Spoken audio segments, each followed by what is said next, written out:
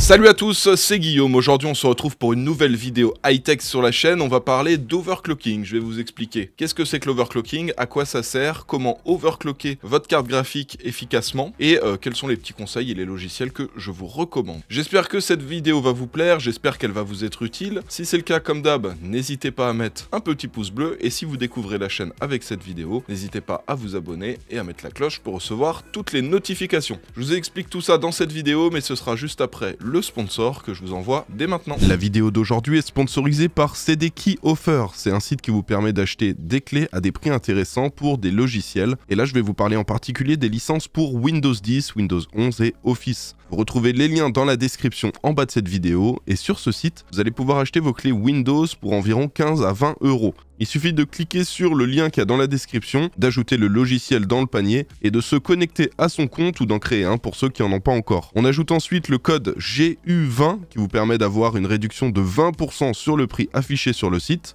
Une fois le paiement effectué, on attend 1 à 2 minutes et on peut ensuite aller dans le User Center, c'est là qu'on retrouve toutes les clés qu'on a achetées. Il suffit ensuite de copier la clé, d'aller dans les paramètres d'activation de Windows et de coller la clé et le Windows sera activé. Alors déjà la première chose, qu'est-ce que c'est que l'overclocking? L'overclocking, ça consiste à augmenter la fréquence d'un élément pour améliorer ses performances. Donc on peut faire de l'overclocking avec beaucoup de choses. Là je vais vous montrer pour la carte graphique, mais on peut le faire aussi avec le processeur, on peut même le faire par exemple avec un écran. Il y a des personnes qui ont un écran 144 Hz, ils vont l'overclocker pour le monter à 160. Bon, c'est pas super recommandé pour les écrans, mais pour les cartes graphiques, vous inquiétez pas, il n'y a aucun risque. Alors déjà, je vais répondre à une question qu'il y a beaucoup de personnes qui se posent. Est-ce que c'est risqué d'overclocker sa carte graphique? Avec les réglages que je vais vous montrer, les logiciels que je vais vous montrer, il n'y a aucun risque. Il y a des choses qu'on peut faire pour overclocker sa carte graphique en faisant sauter des sécurités qui sont intégrées directement dans la carte graphique, mais moi je vais pas vous montrer ces techniques-là, ça permet d'aller encore plus loin dans l'overclocking, et là, il peut y avoir un risque pour la carte graphique. Mais avec la technique que je vais vous donner, le logiciel que je vais vous donner, vous verrez, vous changez des petits réglages et une fois que c'est bon, vous avez tout ce qu'il faut pour votre carte graphique et il n'y a aucun risque de l'abîmer. Il y en a aussi beaucoup qui demandent est-ce que ça fait sauter la garantie d'overclocker sa carte graphique. Dans la pratique, techniquement, suivant les marques, il y a certaines marques qui disent que oui, c'est interdit, mais il faut pas oublier que les cartes graphiques qui nous sont vendues par Asus, MSI, Aorus, etc., elles sont vendues comme des cartes avec des bons systèmes de refroidissement, des modèles custom pour bien refroidir si jamais tu veux overclocker ta carte. Il y a même des cartes qui arrivent pré-overclockées. Donc dans la théorie, il y a certains constructeurs qui disent non, il faut pas overclocker sinon ça fait sauter la garantie, etc. Dans la pratique, la quasi-totalité n'en ont rien à faire et puis même si ils en avaient quelque chose à faire, c'est impossible de se rendre compte qu'elle a été overclockée si jamais elle passe en service après-vente.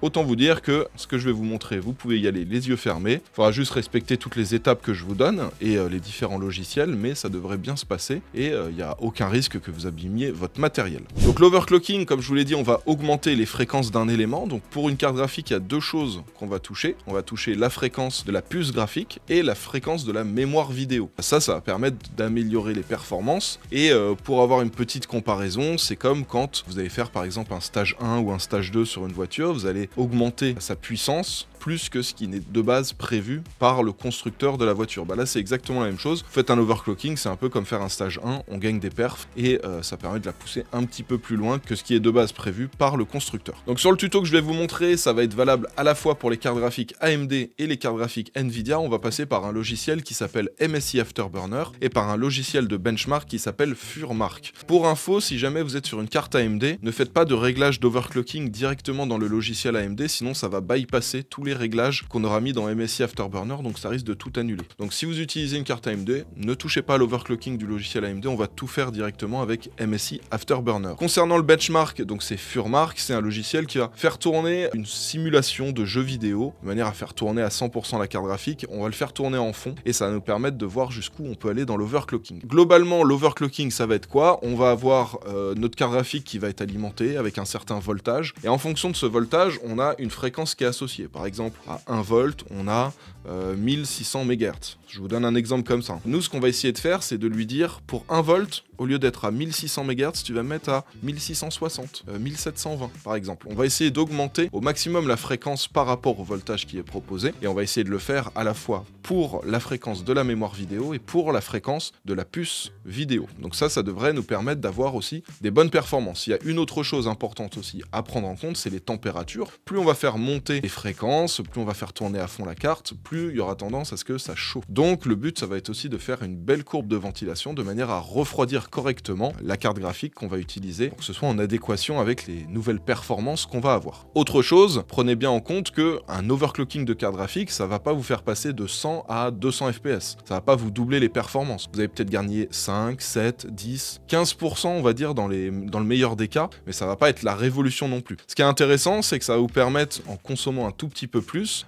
d'avoir des performances bien meilleures, et parfois, si par exemple vous êtes en train de vous dire « Ah tiens, il faudrait que je change de carte graphique, elle est plus assez puissante », parfois ça va vous permettre de la garder encore un petit peu plus longtemps, de vous dire « Allez, je fais un overclocking, elle va consommer un petit peu plus, mais j'aurai ce petit gain de performance qui fera que mes jeux vont un peu mieux tourner, et allez, je peux attendre 6 mois ou 1 an qu'il y ait des nouvelles cartes graphiques qui sortent. » Ça permet de conserver son matériel un petit peu plus longtemps, donc oui, ça consomme un petit peu plus à la prise, mais ça vous permet d'utiliser votre matériel pendant plus longtemps avant qu'il devienne obsolète et qu'il faille changer. Donc voilà, globalement, je pense que maintenant vous savez qu'est-ce que c'est l'overclocking, quels sont les risques, comment on va s'y prendre. Je vais vous montrer maintenant d'un point de vue pratique exactement comment ça va se passer, et on se retrouve tout de suite sur le PC. Donc là, nous sommes sur un PC équipé d'une RTX 4060 Ti, je crois que c'est un modèle Ventus de chez MSI, en modèle triple ventilateur. Donc vous avez juste là, juste au-dessus de ma tête, deux logiciels, MSI Afterburner et Furmark. Je vous mets les deux liens dans la description juste en bas. Donc si vous voulez télécharger les logiciels, c'est juste en bas. Et ce qu'on va faire déjà, c'est qu'on va lancer MSI Afterburner. Donc on va faire oui. Donc vous téléchargez le logiciel, vous faites accepter, suivant. Vous avez donc ce logiciel-là qui va se lancer. Donc là, il y a plusieurs choses déjà qu'il va falloir faire. Ce logiciel, ce qui est intéressant, c'est qu'il nous donne bien toutes les infos concernant la carte graphique. On a donc la fréquence de la puce graphique à ce niveau-là, la fréquence de la mémoire vidéo, on a le voltage de la carte graphique, on a la température de la carte graphique, et ensuite on a pas mal d'infos sur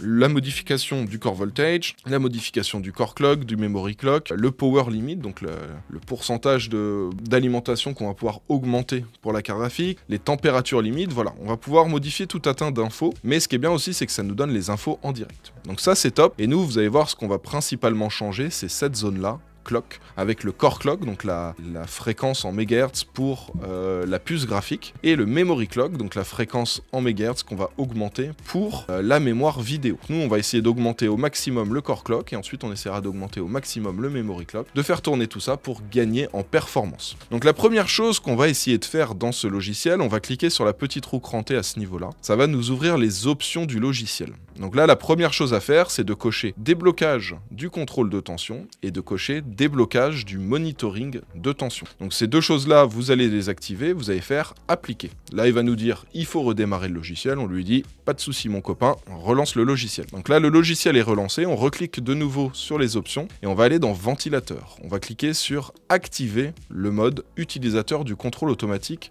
du ventilateur. Donc là, on fait appliquer et globalement, ça va nous permettre de changer la courbe de ventilation. La courbe de ventilation, ça va être une correspondance entre la vitesse à laquelle tournent les ventilateurs de la carte graphique en fonction de la température. On peut lui dire, vous voyez là typiquement ça va tourner tout le temps à 40% jusqu'à 30 degrés, ensuite ça va augmenter à 50% quand on sera à 50 degrés, etc. Donc quand on essaie d'overclocker sa carte graphique, on a tendance à la faire un peu plus chauffer, donc faut pas hésiter à aller un petit peu plus loin aussi dans la courbe de ventilation. Vous voyez, moi quelque chose que j'aime bien faire, là c'est dès qu'on atteint les 90 degrés que les ventilateurs tournent à fond. Moi j'aime bien être un peu plus radical et dire ok, tu vas tourner à fond les ventilateurs dès qu'on dépasse les 70 degrés. Et j'aime bien lui dire tu tournes toujours au moins à 50%. Voilà, et ensuite on va lui dire de monter progressivement comme ça. Et on va lui dire à 50 degrés tu tournes à 70%. Alors je vous préviens, en faisant ça, ça va être beaucoup plus bruyant. Vous n'êtes pas obligé d'être aussi extrême que moi dans votre réglage de courbe de ventilation, mais avec ça vous avez un système de refroidissement giga efficace. C'est-à-dire qu'elle va toujours tourner à 50% et dès qu'on va passer les 30 degrés de température, ça va commencer à monter. Dès qu'on va atteindre les 50, on va être à 70% et dès qu'on passe au-delà des 70, la carte graphique tourne à fond. Donc ça va faire plus de bruit, mais ça va super bien refroidir. Vous n'êtes pas obligé d'être aussi extrême que moi, mais sachez qu'avec ça sera très efficace. Donc là, je fais OK. La deuxième chose que je vais faire, vous voyez ici, il y a un autre petit bouton. Quand on passe dessus, on peut cliquer et ça nous permet d'avoir un monitoring du matériel. Donc moi, c'est quelque chose que j'aime bien avoir. Ça permet d'avoir toutes les infos sur la carte graphique. Vous voyez, en haut, on a la courbe des températures. On peut la voir évoluer dans le temps. Ensuite, on a l'utilisation de la carte graphique. On voit que là, elle est utilisée à 28%, 10%, 13%. Voilà, on a toutes ces infos-là. Et ça va permettre justement de voir l'évolution dans le temps en fonction des modifications qu'on va faire. Donc autre chose que l'on va faire, juste derrière, on va déjà faire les premiers réglages de base qu'on va avoir sur le logiciel MSI Afterburner. Alors, la première chose qu'on va faire, on va cliquer sur le petit lien là qu'on a ici. On va cliquer dessus, ça va permettre d'éviter de lier la température limite et le power limit. Vous voyez là, les deux bougent en même temps. On clique dessus, hop, ça permet de tout mettre à fond. On met tout à 100%, enfin à fond. Vous mettez au maximum. La valeur, moi c'est 100, mais vous, ce sera peut-être 112, ce sera peut-être 107. Ça dépend entièrement de votre carte graphique. Et pareil, les températures limites, ce sera en fonction de votre carte graphique et du BIOS que vous avez dedans. Pareil, le core voltage, on va le mettre à fond. Et une fois qu'on a fait ces petits réglages, on va pouvoir enregistrer à ce niveau-là, faire appliquer. Donc là déjà, on a les réglages de base. Et ensuite, on va essayer de modifier le core clock et le memory clock. Pour info, si vous avez une RTX 4060 Ti triple fan, modèle Ventus de chez MSI, exactement comme moi, et que moi je mets, je sais pas, 210 MHz ici, vous pourrez peut-être mettre plus, ou vous pourrez peut-être pas mettre autant que moi. Ça va entièrement dépendre de votre carte graphique. Chaque puce qu'on a dedans est unique, pareil pour les memory clock, donc vous pouvez avoir exactement le même modèle, de la même marque, etc., avec le même nombre de ventilateurs tout pareil, vous aurez peut-être pas les mêmes possibilités d'overclocking. Certains pourront aller plus loin, certains pourront aller un peu moins loin, donc ça c'est vraiment à vous de faire les réglages et je vais vous expliquer exactement comment s'y prendre. Donc une fois que vous avez fait ça, vous allez ensuite lancer le logiciel Furmark qui est juste ici au-dessus de ma tête. Donc là on double-clique, et Furmark, donc c'est un logiciel qui va permettre de faire tourner quelque chose qui va simuler un jeu vidéo pour faire tourner la carte graphique à fond. Donc là moi ce que vous faites bien, vous vérifiez bien que full screen est décoché. Ensuite vous allez sélectionner une définition, bon moi je vais mettre 1080p, à vous de choisir ce qui vous arrange le mieux en fonction de la définition de votre écran. Et donc là on a le benchmark qui tourne. Alors là si je retourne sur MSI Afterburner, vous allez voir tout de suite qu'il y a des petits changements. Regardez, la mémoire, la fréquence mémoire on est à 9000 MHz, la fréquence GPU on est à 2370, 2385. J'entends ma carte graphique qui fait un petit peu plus de bruit, donc voilà. Là il y a tout qui tourne un petit peu plus vite. Et donc il va y avoir deux étapes. Définir le core clock maximum qu'on peut faire et définir le memory clock maximum qu'on va pouvoir faire. Donc pour le core clock, c'est pas compliqué, vous allez faire des multiples de 15. Donc si par exemple ici je mets 15, tape 15 à ce niveau-là, je fais Enter. Alors là, ça ne change rien du tout à ma carte graphique. Là, c'est juste un réglage que j'ai mis et ensuite il faut que je clique sur valider juste en bas pour appliquer les 15 MHz supplémentaires. Ça veut dire que pour un même voltage, on va avoir toujours 15 MHz de plus sur la carte graphique. Donc là, je le fais et ça va me permettre d'appliquer justement ce petit changement. Alors vous verrez sûrement des petits changements au niveau du nombre d'images par seconde là en haut à gauche sur le logiciel de benchmark, parce que vous allez gagner en performance. Donc là, j'ai mis 15, voilà, je vois que ça fonctionne. Hop, je continue, je mets 30. Il faut toujours que ce soit un multiple de 15. Donc je mets 30, je fais Enter, je valide, et là, ça s'applique. Ensuite, je vois que ça fonctionne toujours bien, je fais 45, Enter, je valide. Et là, on va essayer d'augmenter de 15 en 15 jusqu'à ce que ça commence à bugger. Alors je vais vous montrer concrètement ce qu'on peut avoir comme type de bug. J'ai déjà fait des tests avant, j'étais monté un petit peu au-dessus des 300 MHz je crois. Donc on va réduire ça, là on n'a pas encore de bug, essayons avec 315, on valide. Ah, alors vous voyez là, il y a des petits points qui apparaissent parfois à certains endroits. Je sais pas si vous les verrez bien sur la vidéo YouTube. On a des petits bugs d'affichage qui s'affichent. On les voit à certains endroits. Ça veut dire que ça commence à bugger. Donc vous voyez, 345 c'est trop. Typiquement, il faudrait que je me mette à 330. On va essayer d'aller au-delà, hein. On va mettre 360 et on va voir ce qui se passe. Là, vous voyez, les bugs, on les voit beaucoup plus. Les petits bugs graphiques qui s'affichent. Je sais pas si vous les verrez. Ça fait un petit peu comme quand on regarde une vieille cassette VHS et qu'elle est abîmée, qu'il y a du grain. Si je mets 375, que se passe-t-il? Et on valide. Ah, vous voyez que là, les bugs, on en voit encore plus. Alors là, c'est possible qu'il y ait le logiciel qui se quitte. C'est possible qu'il y ait le PC qui redémarre. C'est pas grave, quand le PC va redémarrer, les paramètres d'overclocking, ils seront plus là. Donc ça, c'est pas un problème. Donc vous voyez, là, si je monte à donc 375, on va lui mettre 390, par exemple. Là, il y a moyen que ça crache, hein, par contre. Voilà. Donc là, je vous ai montré typiquement ce qui peut se passer. On a donc eu un crash du logiciel qui a fait quitter le logiciel de benchmark. Ça aurait très bien pu faire redémarrer le PC Windows, hein. Ça, c'est pas grave, hein, si vous voyez que le PC Windows redémarre, c'est pas un problème. Donc ce que je vais faire, c'est que je vais me remettre à 330. C'est là où je voyais qu'il n'y avait pas les petits bugs bug graphique. Alors pour info, une fois que vous avez eu un crash, parfois ça peut faire un peu bugger la carte graphique. N'hésitez pas, si jamais vous n'arrivez plus à relancer le logiciel pour faire l'overclocking, tout ça, à faire un petit redémarrage Windows et tous vos problèmes en général seront réglés. Donc là je me suis remis en 330, donc plus 330 MHz, et on va relancer le logiciel de benchmark. Il est là, la carte graphique tourne tranquillement, et là ça y est, donc on a lancé le logiciel de benchmark. Donc là tout a l'air de tourner correctement avec 330 MHz. Maintenant ce qu'on va faire, c'est on va tenter d'augmenter le memory clock. Donc là c'est exactement la même chose, c'est la fréquence, mais pour la mémoire vidéo qui est intégrée, donc de la GDDR5, GDDR6, etc. Donc là vous n'avez pas besoin de passer de 15 en 15, hein. Vous passez de 100 MHz en 100 MHz, hein. Et vous pouvez déjà aller assez haut, parce qu'en général on peut toujours mettre 1000, 1200, 1003. Donc essayez de commencer à 500 et voir déjà si ça marche, ça vous fera gagner un petit peu de temps. Donc là moi je mets 500, je valide, je vérifie mon logiciel, hein. Vous pouvez regarder 10, 15 secondes, 20 secondes, hein, pour voir à peu près combien on peut le monter. Là ça fonctionne, je vais mettre 600, moi j'essaie de monter de 100 en 100, je vois qu'il n'y a toujours pas de bug, etc. Je vais essayer de mettre 800, voilà, donc là ça fonctionne correctement aussi. Vous voyez les fréquences qui augmentent au fur et à mesure, hein. Donc là si je mets 1000, est-ce que c'est bon? Je l'avais testé un petit peu avant, je crois qu'on montait à 1002, hein. Je vais essayer de mettre directement 1002, donc là s'il n'y a pas de crash, ça a l'air de fonctionner. Si je mets 1003, est-ce que ça passe? On essaye, on enregistre et on valide. Donc là toujours pas de bug, alors c'était peut-être 1003 dans ce cas-là. Là je mets 1004 et je valide, on valide. Donc là ça a l'air de toujours bien fonctionner. 1006, on valide, là ça marche toujours. 1007. Ah voilà, là je commence à avoir des petits bugs à 1007, vous voyez. Donc par sécurité, je vais essayer de le mettre juste à 1005. Prendre quand même un petit peu de marge. Et vous voyez qu'en faisant tourner avec plus 333 MHz sur la puce graphique et plus 1500 MHz sur la fréquence de la mémoire vidéo, j'arrive à faire tourner mon benchmark de manière fluide. Donc ça c'est plutôt cool. Faut aussi prendre en compte la température. Bon, vous voyez que là c'est pas super élevé, hein, 57 degrés. Après je suis sur une 4060 Ti, c'est pas une carte qui consomme beaucoup et c'est pas une carte qui chauffe beaucoup. Ce sera pas forcément pareil si vous avez une 4090 que vous voulez overclocker. Et vous voyez que là typiquement, actuellement en fréquence, on est à 2640 MHz et 10500 MHz pour la mémoire vidéo. Donc là, une fois que j'ai fait mon petit réglage, c'est pas compliqué, je vais cliquer sur le bouton enregistrement. Donc là, je clique dessus, je vais l'enregistrer, aller en numéro 1, voilà, comme ça. Et ensuite, ce que je vais faire, c'est que je vais tout réinitialiser, comme ça, et je vais l'enregistrer en numéro 2. Donc là on clique sur enregistrer, après on sélectionne 2 à ce niveau là.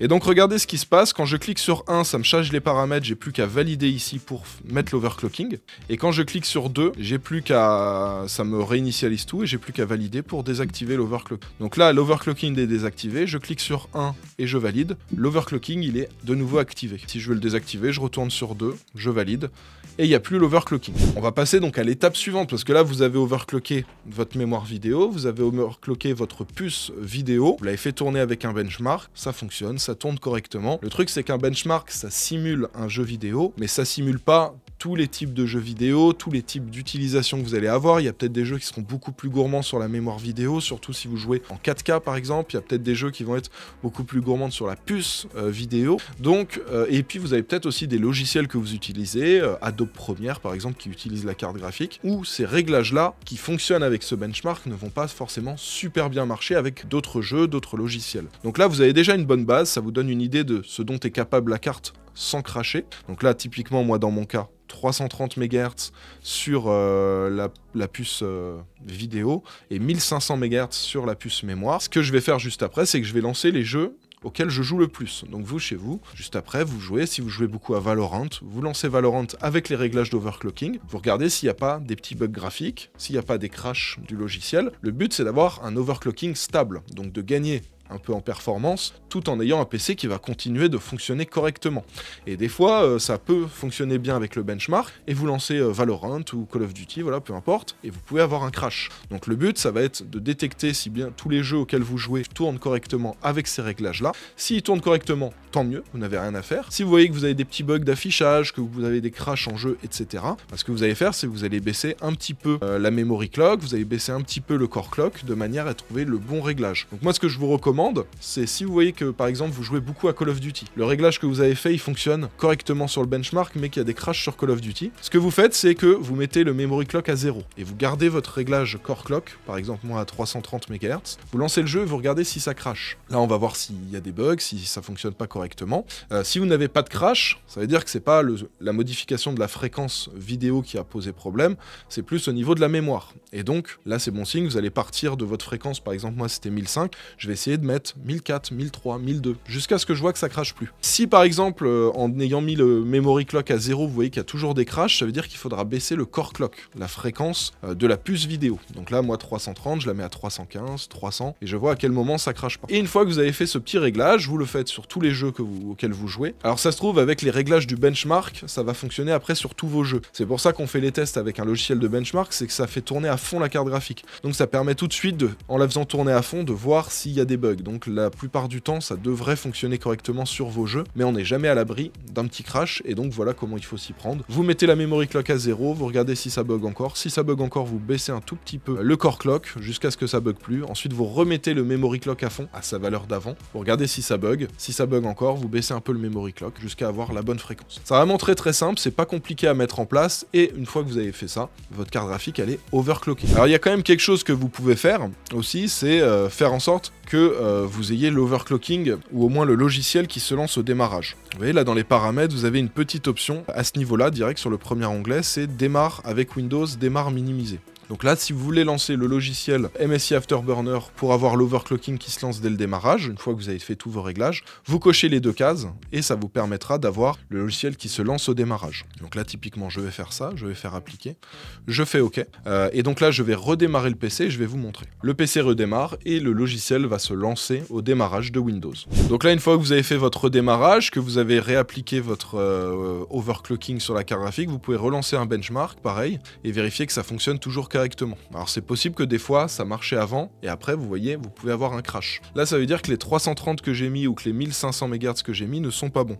Donc typiquement je peux essayer de retourner à 0, de valider, de relancer le run et de voir si ça fonctionne. Donc vous voyez que là ça a l'air de fonctionner, c'était donc la memory clock qui posait souci et au lieu de mettre 1500 on va mettre 1300 et ça devrait régler le problème. Donc vous voyez il va falloir affiner petit à petit les réglages de manière à avoir le meilleur réglage sur sa carte graphique et une fois que vous avez fait vraiment tous vos réglages, pensez à redémarrer le PC, à relancer les logiciels, à vérifier sur vos jeux vidéo que vous utilisez que les réglages que vous avez mis ça fonctionne correctement. Enfin bref, je pense avoir fait le tour et vous avoir expliqué correctement comment overclocker sa carte graphique, comment optimiser les performances tout en faisant attention donc aux températures. J'espère que cette vidéo vous a été utile, j'espère que ça vous a aidé à gagner en performance sur votre carte graphique. Si la vidéo vous a plu, n'hésitez pas à mettre un petit pouce bleu pour me soutenir et puis pensez à vous abonner pour ceux qui ne sont pas encore abonnés. On va se laisser pour cette vidéo, si vous avez des questions n'hésitez pas à les poser dans les commentaires. On se retrouve dans une semaine pour une nouvelle vidéo. En attendant, portez-vous bien, ciao tout le monde.